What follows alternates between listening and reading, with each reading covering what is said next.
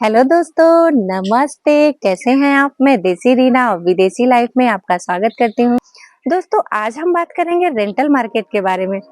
अगर आप working professional हैं, स्टूडेंट हैं या फिर आप अपनी फैमिली के साथ सिंगापुर मूव होना चाहते हैं तो ये वीडियो आपके लिए है। पिछले वीडियो को आप लोगों ने बहुत सारा प्यार दिया, उसके लिए दिल से थैंक यू। आप लोगों का बहुत सारा कमेंट भी आया था रेंटल मार्केट के बारे में, तो मैं आ गई हूँ आप लोगों के लिए सिंगापुर के रेंटल मार्केट की जानकारी लेकर, जिसमें मैं आपको बताऊंगी यहाँ के एसडीबी, कॉन्डो और लैंडेड प्रॉपर्टी को आप रेंट पे कैसे ले सकते हैं। बहुत ही एक्साइटिंग वीडियो होने वाला है, चलिए शुरू करते हैं। रेंटल मार्केट के बारे में वीडियो में हम डिटेल में बात करेंगे। चलिए हम चलते हैं सिंगापुर के ऐतिहासिक जगह पे, जहां चाइनीज समुदाय और उनका प्राचीन कल्चर आज भी जीवित है। फिलहाल यहाँ पर लूनर न्यू ईयर चल रहा है और इसके पहले था यहाँ पे गोश्त मंथ। कमाल की बात है, दोनों देश का कल्चर एक समान है। जैसे इंडिया में पितृपक्ष होता है, वैसे ही यहाँ पर गोश्त मंथ की फेस्टिवल होता है। जैसे अपने यहाँ पितृपक्ष के समय पूजा पाठ करते हैं और खाना पीना रखते हैं अपने पितरों के लिए, सेम वैसे ही यहाँ पर चाइनीज अपने पितरों की पसंदीदा चीज़ें जैसे खाना, कपड़ा सब रखते हैं। और यहाँ पर एक यूनिक चीज़ देखने को मिलती है, जैसे उनके पितरों को जो भी पसंद है वो पेपर के थ्रू बनाकर जलाते हैं और उनका मानना ये होता है कि ये उनके पितरों को मिल गया, अब उसको लेकर ही वो स्वर्ग में जाएंगे। उसके बाद आता है लूनर न्यू ईयर। जैसे अपने यहाँ पितृपक्ष के बाद आता है नवरात्रि और सब शुभ काम करना शुरू हो जाता है, वैसे ही यहाँ पर लूनर न्यू ईयर के बाद ही अच्छे और शुभ कार्य स्टार्ट होते हैं। लूनर न्यू ईयर के दौरान अक्सर लोग यहाँ पे शॉपिंग करने के लिए आ जाते हैं। यहाँ के बाज़ारों में लोकल मिठाइयों के साथ साथ मून केक नाम की स्वीट डिश का लुत्फ़ उठाते हैं।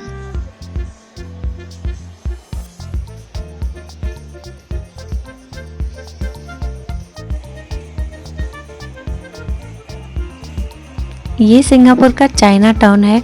लूनर न्यू ईयर के टाइम पे यहाँ पे बहुत ही खूबसूरत ढंग से सजाया हुआ था।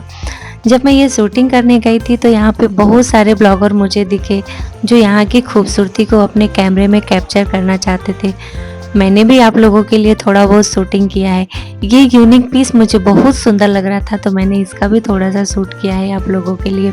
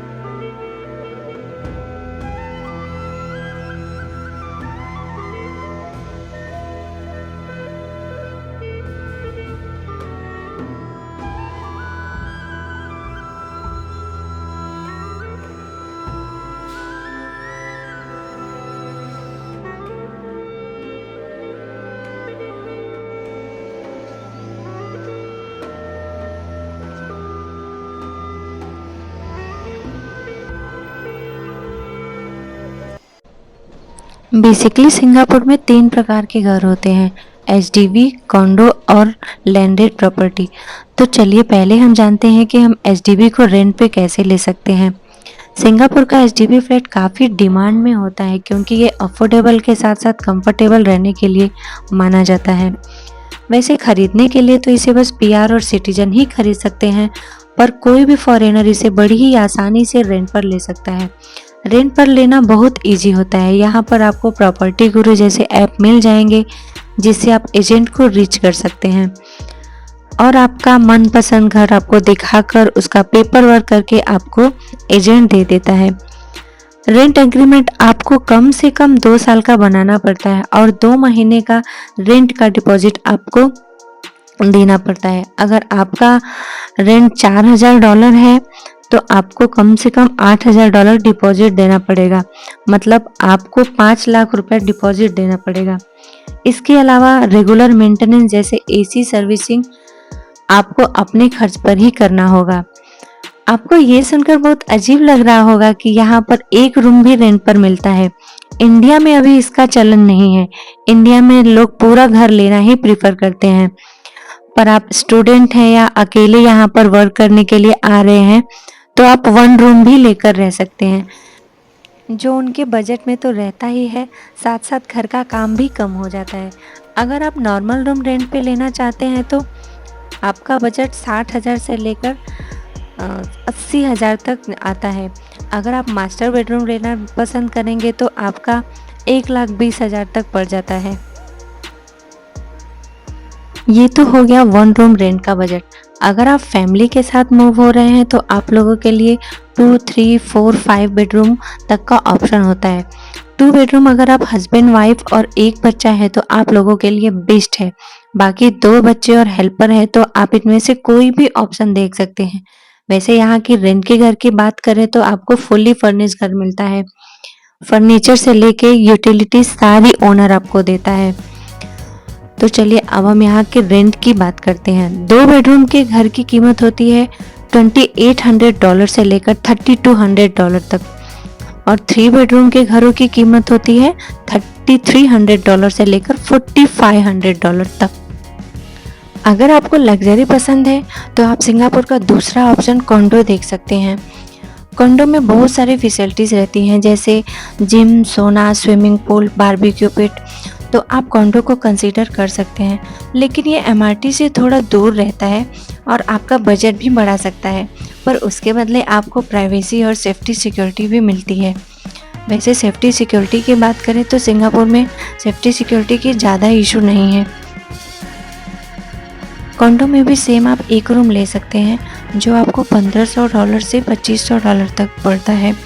कॉन्डो में आपको रेंट थोड़ा एक्सपेंसिव पड़ता है, जो जैसे आपको 2 बेडरूम के लिए $3,500 से $4,000 पड़ जाता है। 3 बेडरूम के लिए $4,000 से $5,000 तक जाता है। बाकी टर्म एंड कंडीशन रेंटल के एसडीवी जैसे ही होती है।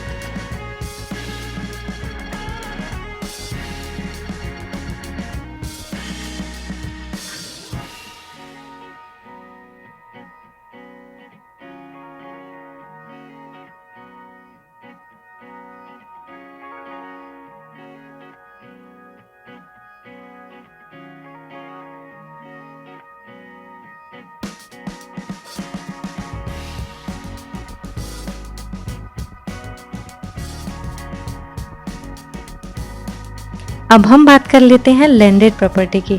लैंडेड प्रॉपर्टी यानी कि प्राइवेट बंगलो। यहाँ के हाई इनकम वाले लोग जैसे कि कंपनी के एमडी, सीईओ, सेलिब्रिटी रेंट पर ले पाते हैं। इनकी रेंटल स्टार्ट होती है $7,000 से $50,000 तक जाती है। भाई बड़े बड़े लोग, बड़ी बड़ी बातें।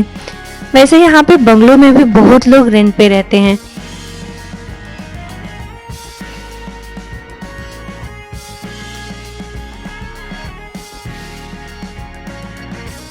अगर हम बात करें यहाँ कोविड के पहले की तो आप ये समझ लीजिए कि रेंट यहाँ का डबल हो गया है। मैं यहाँ पे 8 साल से रह रही हूँ और मेरा ये एक्सपीरियंस है कि मैं 3 BHK के घर में जो पहले रेंट देती थी वो $1,800 होता था और अभी मैं सेम घर को $4,000 पे रेंट पे लेके रहती हूँ। अगर आप सिंगापुर मूव होने की सोच रहे हैं तो आप ध्यान रखिए कि सिंगापुर बहुत एक्सपेंसिव जगह है और रेंटल यहाँ पे एक बहुत बड़ा फैक्टर है।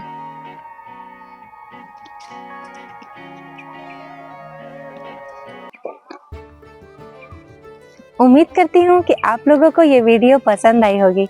अगर आप सिंगापुर मूव होने की सोच रहे हैं तो ये वीडियो आपकी जर्नी को इजी बना देगा। अगर आपको सिंगापुर की डेली लाइफ की जानकारी चाहिए तो हमें कमेंट में लिखिए। आपके लाइक और कमेंट्स से मोटिवेशन के साथ साथ हमें ये भी पता चलता है कि हमारे सब्सक्राइबर को किस प्रकार की वीडियो चाहिए।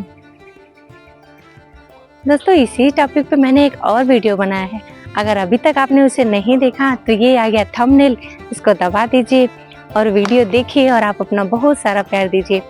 मिलती हूँ एक और नए और बहुत ही बेहतरीन वीडियो के साथ, तब तक के लिए बाय।